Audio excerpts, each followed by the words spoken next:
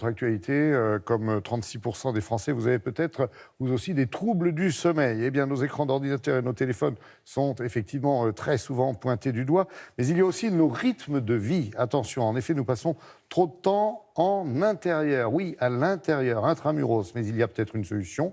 La lumière du jour artificielle. Et pour en savoir plus, eh bien, Laurence Beauvillard a rencontré un spécialiste, justement, un spécialiste du sommeil et un fabricant de luminaires qui ont participé à une étude brillante, bien sûr.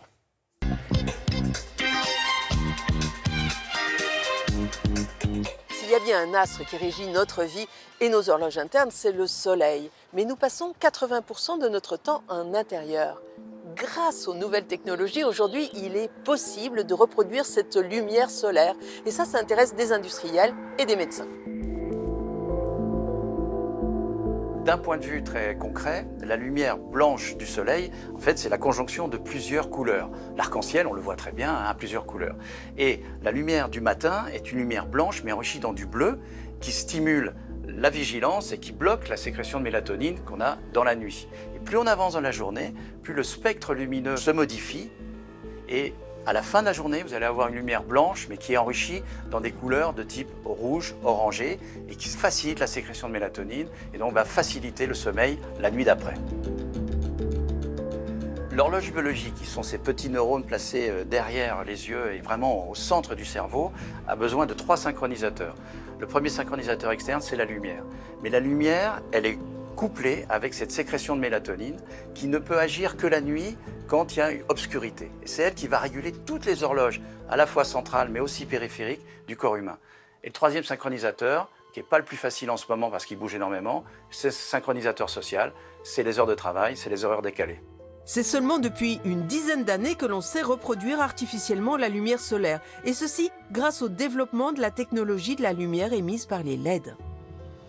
Donc j'ai un démonstrateur qui permet en 20 secondes de synthétiser le cycle de la lumière naturelle, de l'aube au crépuscule. Et donc vous voyez que la journée commence avec une lumière très chaleureuse et puis qu'elle devient beaucoup plus blanche et beaucoup plus intense en milieu de journée lorsque le soleil est à son zénith. Et qu'après un plateau, la lumière diminue rapidement en intensité et devient plus chaleureuse à nouveau, tamisée en fin de journée. Ces nouveaux éclairages ont été testés au cours d'une étude réalisée dans une entreprise. Et des spécialistes du sommeil ont analysé les résultats. Notre société a équipé 70 postes de travail dans une entreprise. Dans ces bureaux, les 70 personnes ont eu des luminaires qui changeaient de couleur et d'intensité toutes les 90 secondes. Donc c'était imperceptible par l'œil, mais sur la durée, ça permet vraiment d'imiter l'évolution de la lumière naturelle sur la journée. Les résultats de l'étude ont montré une augmentation de la vigilance dans la journée, avec moins de somnolence, notamment à 14 heures, d'une manière totalement significative. Et la nuit, le sommeil était à la fois conservé, mais même mieux structuré, parce que la lumière bordait bien le moment où il fallait se coucher et il fallait se réveiller.